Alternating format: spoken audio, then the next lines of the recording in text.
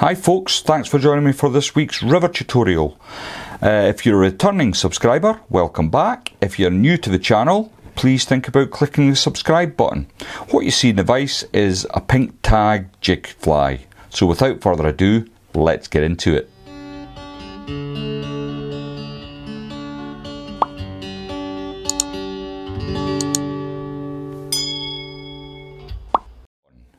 In the vise then is a Hanak H450 barbless hook at size 14. This is the Jig Superb and it's in black nickel. The bead I have on this fly is a 3.5 round slotted bead, and as you can see it's a gunmetal. And the thread I'm going to be using today is from Semperfi and it's their Nano Silk at 12.0. So first thing I want to do, of course, with the Nano Silks is just get a touch of super glue onto the shank of the hook, and this just stops body rotation on the fly. So I'll just spread the glue with my thread, and I'm going to build, as I always do with beaded flies, a little bump just to hold the bead into place. Now, if the bead moving up and down the shank doesn't bother you, this is not really necessary, but I find it gets on my nerves a little bit, so I like to just keep it into place. I'm going to take away my rat's tail at this point, and lots of people use red tags. I have found quite a bit of success with using a pink tag. Now, not just for grayling, but I find this effective for brown trout as well. So I'm using a Glo-Brite No2. I've already taken a little bit off, and I'm going to fold it in half once, twice, and once more, and that's going to give me the thickness. And the reason I count it like that is so that I get all my flies consistent. I've just cut off the loop bit, and I'm going to catch in the tag with a couple of turns and pull it through, and then I can tidy that up.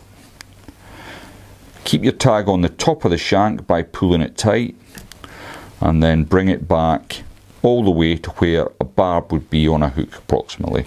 Now, tag length, I don't want to start any arguments, but I like my tags to be quite short. So what I use is the bend of the hook, and I come up and I create my tag.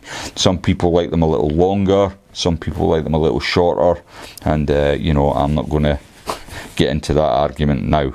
So the flashback I've used on the back, I haven't got the bobbin, but I've got this little bit on my bench.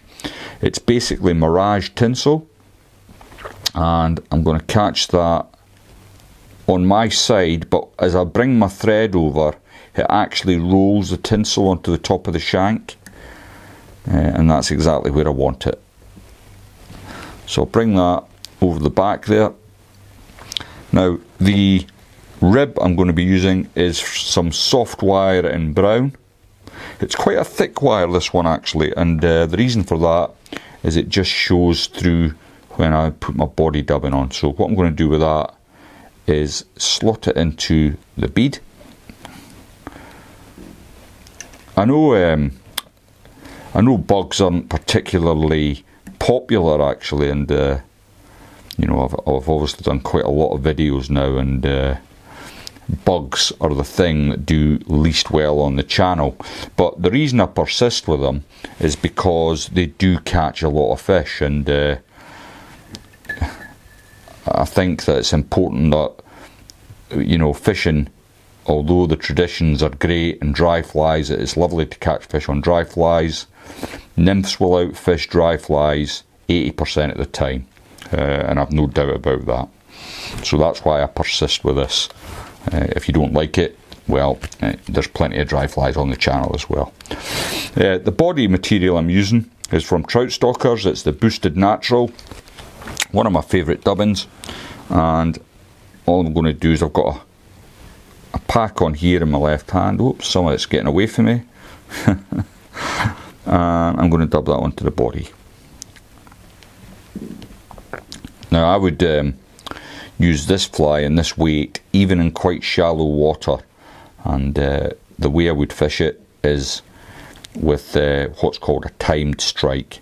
So I would cast my flies with a French leader, although I'm not concerned with the indicator, if you like.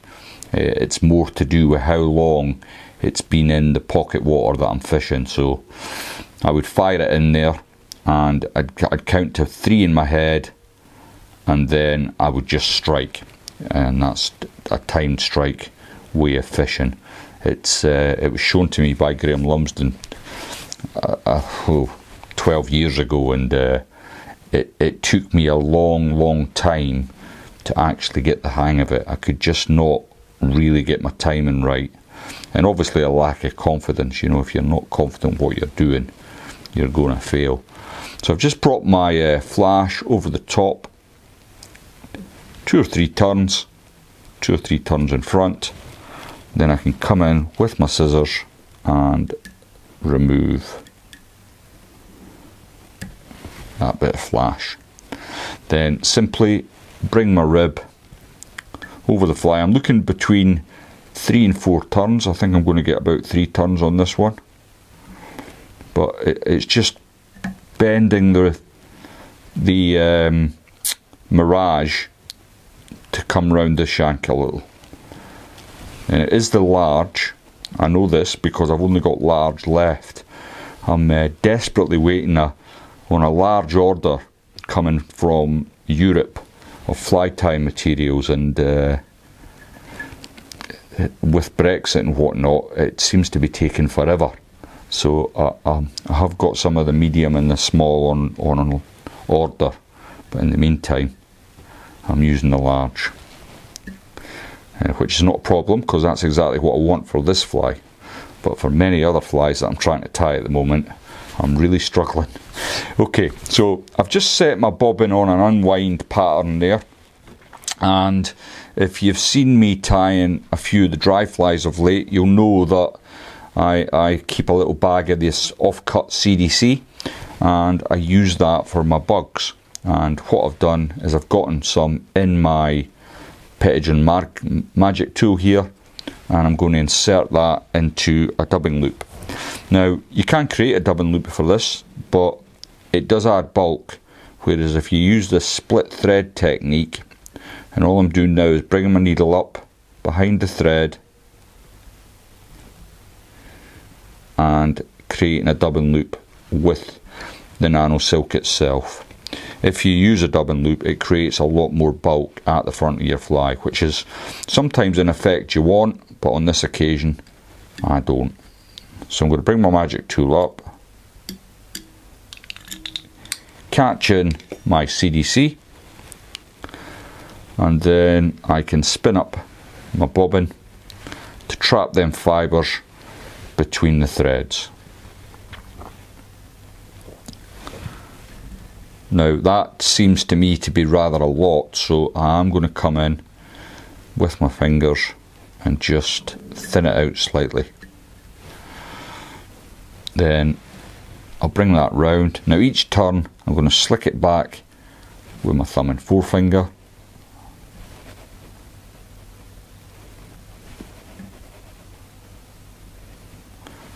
And once I'm happy it's in, a couple of turns. And to finish off, I'll take a little bit more of the scruffy dubbing and just add a little natural collar.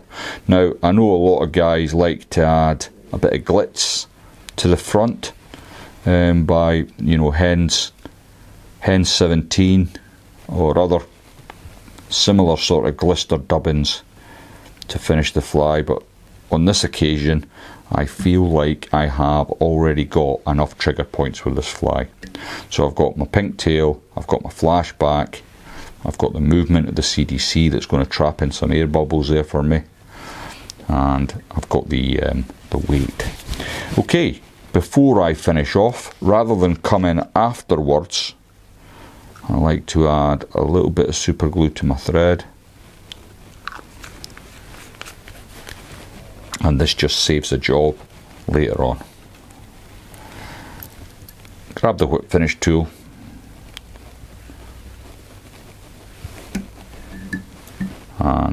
that's a good one. Remove your thread. Now, please try and experiment with tags. You know, I like pink. I've found it really effective for me, but purple, different shades of orange work well.